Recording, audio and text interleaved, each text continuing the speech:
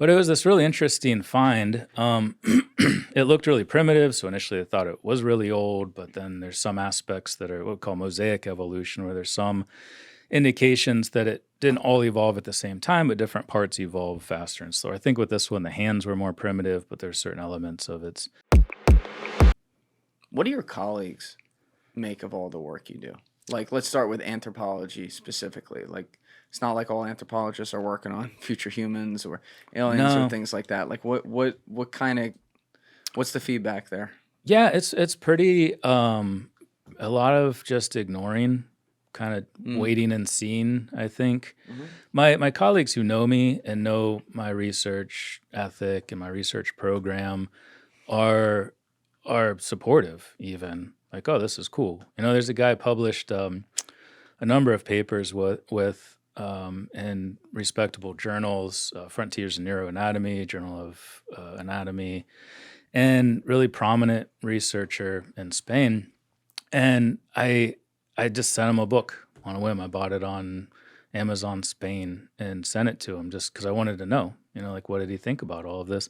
And he actually, in a publicity announcement for a new journal article I had coming out, he even referenced future humans as part of the public announcement, like a little homage to the book that I wrote. So, and then he sent it to me. He's like, hey, I read your book. I think this is really interesting. And look what I did. I did a funny, like Mucho gusto, senor. Yeah, he put a funny little thing in there. It's like, because it was about if we could go back and take MRI scans of Neanderthal, because he does a lot of paleo neuroanatomy, and all we have is the wrinkles and the endocast, so we can see the shape of the brain and we can see parts of its anatomy, but it's just the hardened rock inside. We don't have the brain itself. So obviously, if we could go back and put a Neanderthal in a functional MRI scanner, we could get more information. So he made a little joke in there. That's one example. A lot of them just kind of ignore it. Not really a lot of outward criticism, because I did write my first book for my colleagues. And that's why it's called Dense, because I needed it to make a case that was understandable and scientific and fastidious in all of the arguments, because that's who I'm writing it for. I wanted everybody to be able to read it, so I made it readable. And I had it peer reviewed by a professor who taught quantum mechanics, thermodynamics, another PhD in biological anthropology, PhD in biology. So I wanted to make sure the science was there, but then I also had beta readers who could be like, okay, this is confusing as shit. Can you please rephrase this? It's hard. It's really hard to find that middle ground, but I feel like the book did a decent job. I recommend the audiobooks because then you can just hear it. You don't have to stop and look up the word, but I define the things. I try to make it more understandable in the speed, the cadence, and how I explain things, which is what I have to do for a living as a professor. We want things to be understandable to our students. So I think the audiobook does that without making it feel like a slog, because for people without a science background, it can. But my academic colleagues read it and they say, this makes sense, And as far as my institutional colleagues, it's been great. They asked me to teach an honors class about my first book. The chancellor of the entire university shook my hand in 2019 and said, hey, I saw an article in Fox News about your book. Congratulations. I got a research and scholarship award from the dean's office right before I went on sabbatical in 2022. Wow. And at that point, 90% of my research was about this UFO question.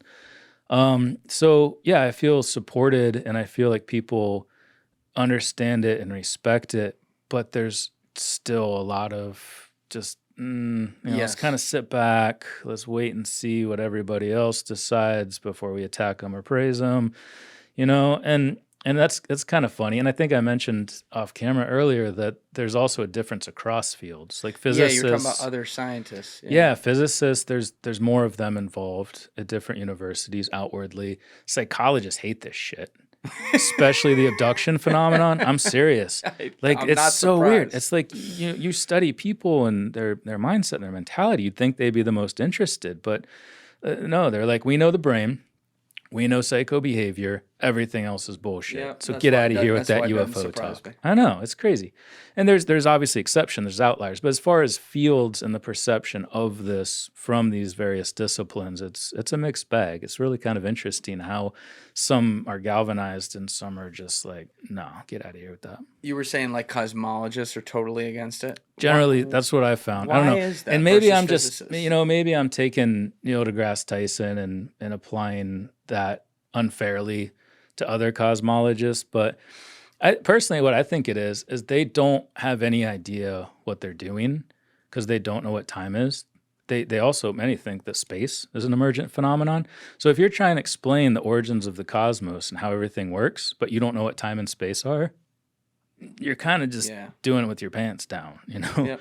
So I think maybe it's an overcompensation of a lot of their root founding principles being based in something that they don't yet understand, and then trying to overcompensate and say, well, we understand everything, and actually you're wrong, and UFOs don't exist. That's just my own personal feeling on it. 'Cause I don't see why any one group would be so staunchly opposed to something, but I don't know. There's a lot of variation out there. I think a big part of it, I know you were saying some of this wears off, but I think a big part of it is the long-term weaponization of stigma that has not worn off. Yeah, true. These people who have 6 degrees and have been studying something for 20, 30, 40, 50 years don't care if CBS airs a 5-minute interview about UFOs. They don't care if Congress, who they view as very dumb people, are having a hearing about it. Not to say those things aren't noteworthy. They are. It's just like, and I feel like you would understand this better than I do because you know a lot more of these people than I do. But from the outside, like having spoken with some sitting in the seat that you sit in right now, like they're on the smart ones in those fields are on a different wavelength. And I think sometimes that can work against them a little bit.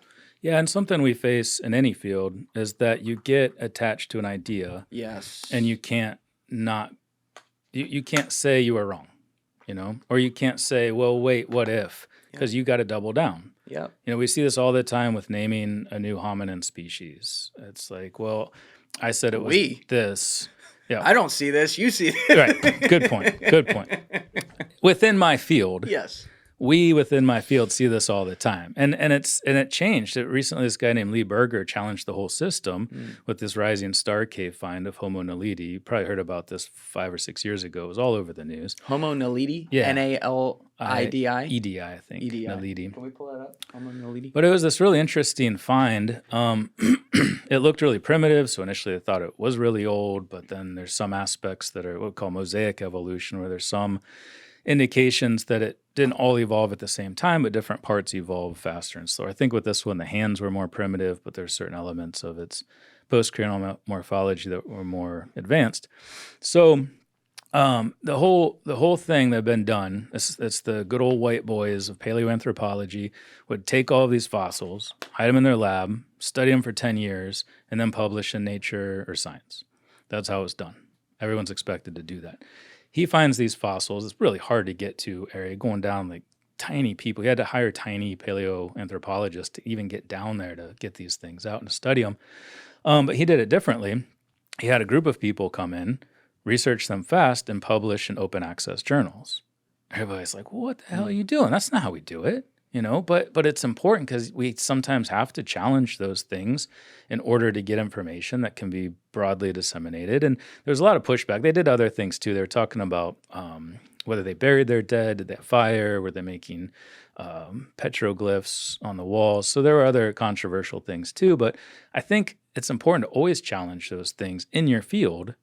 I'm saying this as an example that I think can be put out more broadly, because you don't always do it right. Just because that's the way people did it before you doesn't mean it's the best way to do it. And I think we're seeing that within a lot of individual specializations in various different fields, that this question of UFOs makes you reassess what you were doing, how you were doing it. And some people just aren't willing to even say, yes, that could be a thing, because now I have to do all the work of figuring out how it fits with the way I think about stuff and the way my field does things. Right. And that is changing, though. We see it changing, and I think it's good, and it's going to have to be that way. We're not at a point where we can all be a Neil deGrasse Tyson and say, nope, that's wrong, because I know everything about the universe. Rather, we have to say, we don't know shit about the universe. That thing is clear proof that that's true. So let's acknowledge the reality of that and figure out what we don't know. And also the people who have the most attention, for better or worse, depending on the context of the situation, their opinions are going to ring more, right? No. And so Neil, I disagree with him on how he looks at that. He's allowed to have that opinion, though. Super smart guy. Yeah, super accomplished. I'm not trying to bash him individually, but that mentality is harmful, I think. Yeah, when it then extrapolates across a lot of people. I do think the good thing about that one in the forum of open opinions that we now live in the world is that when he said this opinion plenty times before, but when it really got attention was when he was on with Joe Rogan, who has the opposite opinion. And Joe Rogan, in my opinion, gave a better case than he did in response to that. So people at home, it's not like Neil deGrasse Tyson is telling you, you have to think exactly like I think. He's saying, I really think this, thinks it strongly. The other guy comes back and says something different. Okay, great. Decide for yourself at home.